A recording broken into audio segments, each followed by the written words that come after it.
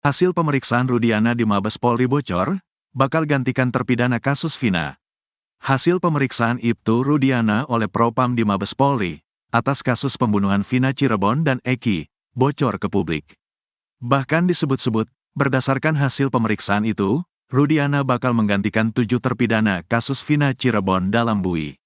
Diketahui, Vina adalah gadis 16 tahun asal Kampung Samadikun, Kecamatan Kejaksan, Kota Cirebon, Jawa Barat, yang tewas bersama kekasihnya, Eki, di Jalan Raya Talu, Kecamatan Talun, Kabupaten Cirebon, Jawa Barat pada Sabtu tanggal 27 Agustus tahun 2016.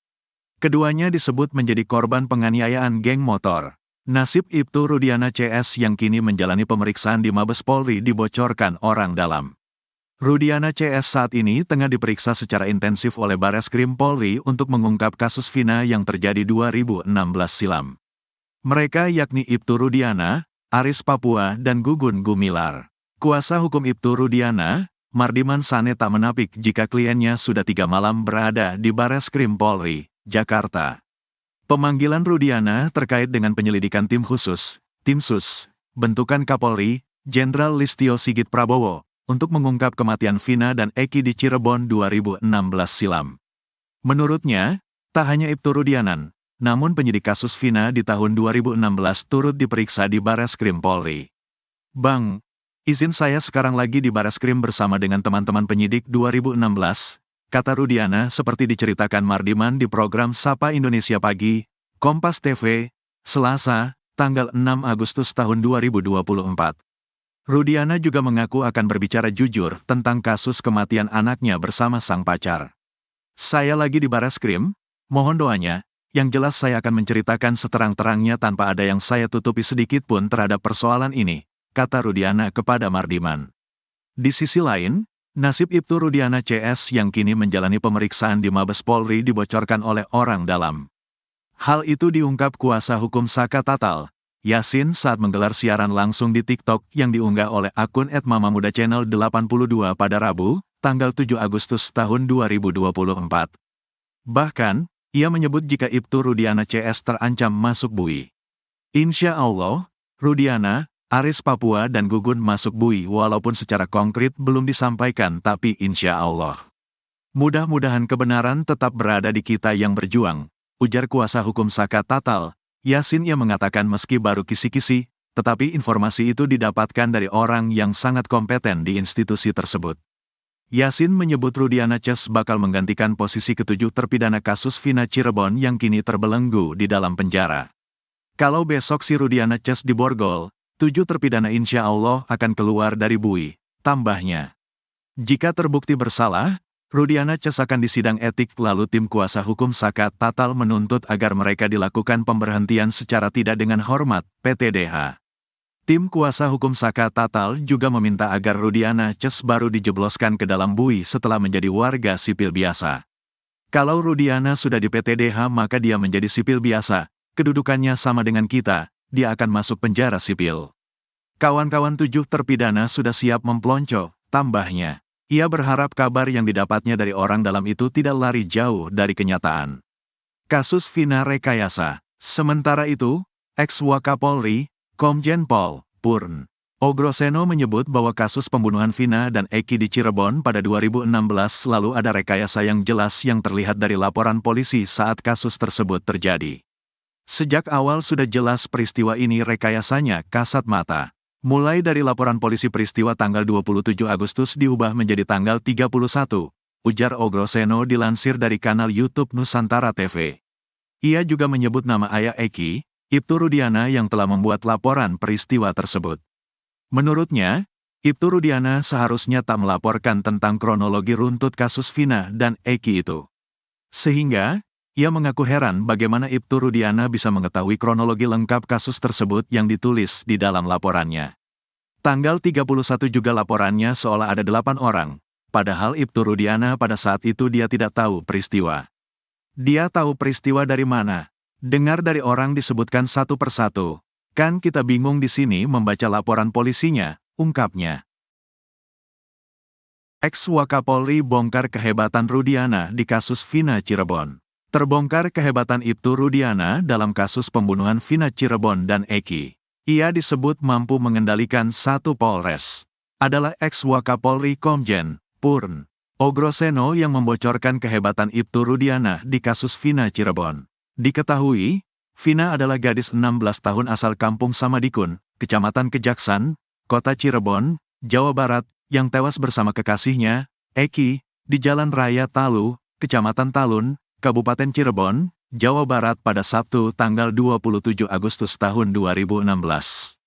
Keduanya disebut menjadi korban penganiayaan geng motor. Menurut Ogroseno, Rudiana yang saat itu masih berpangkat Aibtu ternyata bisa mengendalikan satu Polres. Hal itu berdasarkan keyakinan Ogroseno bahwa kasus Vina Cirebon itu merupakan rekayasa. Ogroseno mengatakan, bagaimana mungkin seorang Aibtu bisa melakukan penyidikan tanpa surat perintah. Tanggal 27 Agustus terjadi peristiwa tersebut, tanggal 31 Agustus baru membuat laporan polisi. Ini aturan mana yang dipakai? Saya tidak tahu, kata Ogroseno dikutip dari Nusantara TV, Kamis, tanggal 8 Agustus tahun 2024. Namun rupanya berdasarkan wawancara terbaru Ibtu Rudiana, ia mengaku bahwa yang ia lakukan tahun 2016 itu karena atau berdasarkan persetujuan dari atasannya pada saat itu, yakni Panit Narkoba. Menanggapi hal itu, Ogroseno justru semakin penasaran dengan sosok Ibtu Rudiana. Sebab, seorang Rudiana yang saat itu berpangkat Aibtu ternyata bisa mengendalikan satu Polres. Atasannya harus diperiksa, katakanlah sebagai Kasubnit atau Aibda itu, kan di atasnya ada Panit, Wakasat, ada Kasat, Wakapolres, Kapolres, jelasnya. Bisa mengendalikan atasannya hingga ke level Kapolres, kata dia, membuktikan bahwa Rudiana saat itu memiliki power yang cukup besar. Itu artinya, saat kejadian tahun 2016 itu, jajaran Polresta Cirebon Kota menyerahkan penyidikan kepada seorang Aibtu. Bisa mengendalikan satu Polres ini kan menurut saya seorang Aibtu yang hebat sekali, kata Ogroseno. Rudiana, menurut dia, memiliki peran yang tidak main-main di Polresta Cirebon Kota. Bagi saya menarik perhatian. Peran seorang Aibtu seperti Pak Rudiana di Polres ini menurut saya sangat luar biasa, kata dia. Sebab menurut Ogroseno, setiap peristiwa harus dilaporkan kepada pimpinannya. Jika melibatkan adanya kematian, maka sudah semestinya pimpinan mengambil alih. Jangan diserahkan ke pangkat yang di bawahnya, tegas Ogroseno. Saya tidak tahu kenapa Kasat sersediam. Wakasat sersediam, apakah mereka tidak katakan kumpul semua, tambahnya. Apalagi, kata dia, kasus Vina Cirebon ini juga tidak dilengkapi dengan Scientific Crime Investigation, SCI. Menanggapi hal itu, kuasa hukum Ibtu Rudiana, Elza Syarif tetap berkeyakinan kalau Vina dan Eki tewas karena dibunuh. Ini memang pembunuhan, dilihat dari visum dan foto, kata Elza Syarif. Hal itu dikuatkan dengan kesaksian Suroto yang mengaku membuka helm Eki dan melihat darah bercucuran. Semua hancur dan rahangnya lepas. Karena dia sempat dijahit semuanya, kata Elza. Bahkan saat itu Suroto juga mengaku menemukan HP milik Vina di celana jeans yang dikenakan oleh Eki. HP tidak rusak sama sekali dan masih berfungsi, tegasnya. Sosok backingan kuat di belakang Ibtu Rudiana. Di sisi lain, di tengah terpaan isu miring dalam kasus pembunuhan Vina Cirebon dan Eki, Ibtu Rudiana membongkar sosok backingan kuat yang selalu melindunginya.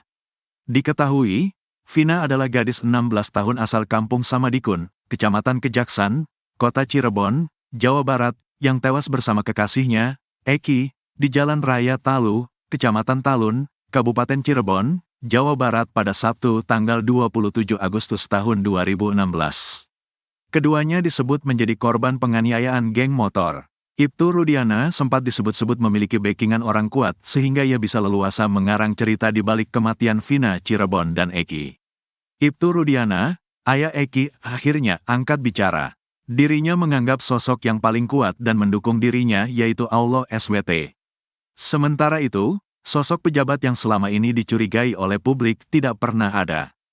Hal ini disampaikan Ibtu Rudiana melalui wawancara pada program acara One on One, Tiffen, Minggu, tanggal 4 Agustus tahun 2024, bermula dari presenter Tisa Noveni bertanya soal kabar simpang siur mengenai sosok kuat di balik keberadaan Ibtu Rudiana yang diduga memberi backingan.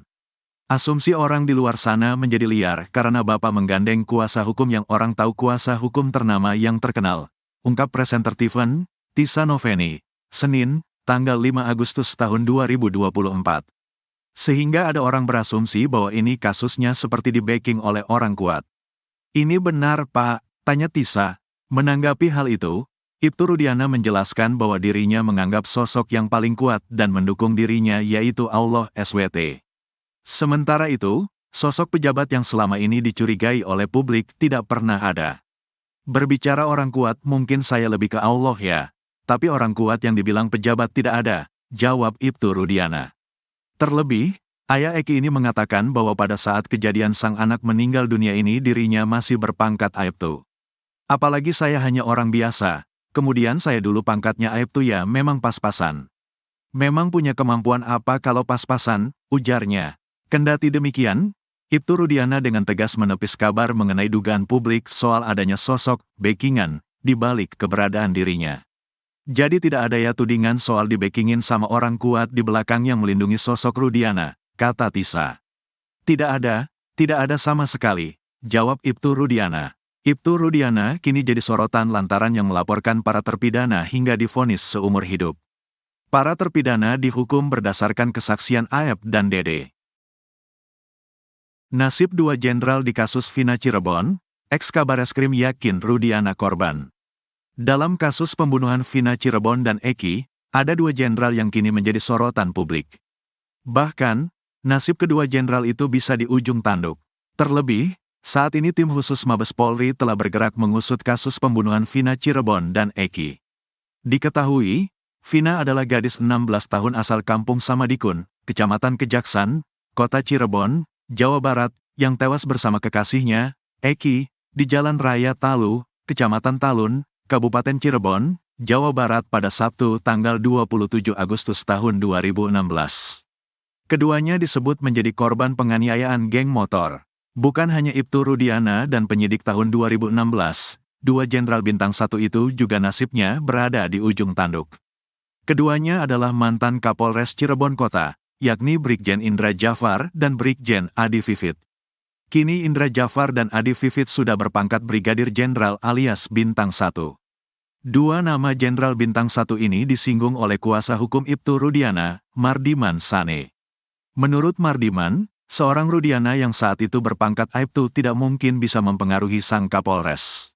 Dua Kapolres pada saat itu juga kan orang hebat, sama-sama sudah Bintang 1 juga sekarang, Pak Indra Jafar sama Pak Ade Vivit, kata Mardiman Sane di Kompas TV, Selasa, tanggal 6 Agustus tahun 2024.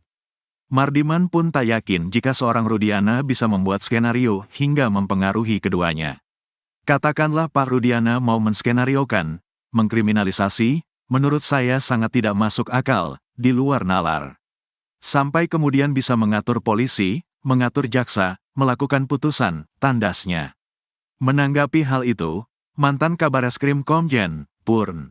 Susno Duaji menilai, masih ada kemungkinan Ibtu Rudiana yang merekayasa kasus ini. Ditinjau dari segi pangkat memang tidak mungkin, tapi ada beberapa kemungkinan, nanti akan terjawab oleh pemeriksaan yang dilakukan oleh Mabes Polri baik oleh tim Sus maupun tim Bareskrim Polri, ungkap Susno Duaji. Namun, ia menduga bahwa Rudiana justru jadi korban rekayasa dari Aep. Sebab, pengamanan yang dilakukan Ibtu Rudiana di depan SMPN 11 Cirebon berdasarkan keterangan dari Aep. Saya yakin bukan Pak Rudiana, tapi Pak Rudiana justru korban terekayasa, kata Susno. Kemudian Susno Duaji pun menyesalkan dua Kapolres yang saat itu dinilai lalai. Menurutnya, dua mantan Kapolres itu kini pasti diperiksa oleh tim Sus bentukan Kapolri. Yang saya sesalkan, ada dua Kapolres yang waktu itu di Polres Cirebon Kota yang sekarang sudah jadi jenderal, itu saya yakin diperiksa juga, kata dia. Kedua jenderal bintang 1 itu akan diperiksa mengapa kasus Vina Cirebon menjadi seperti ini. Apakah Kapolres tidak menghandle perkara ini? Tidak ada gelar, kok bisa, kata Susno Duaji lagi. Jika terbukti lalai, kata Susno, maka jangan sampai karir keduanya lolos hingga jadi Kapolri. Kalau betul dia lalai, tidak wajar dia menyandang pangkat jenderal. Jangan sampai dia lolos nanti bisa-bisa jadi Kapolri, pungkasnya.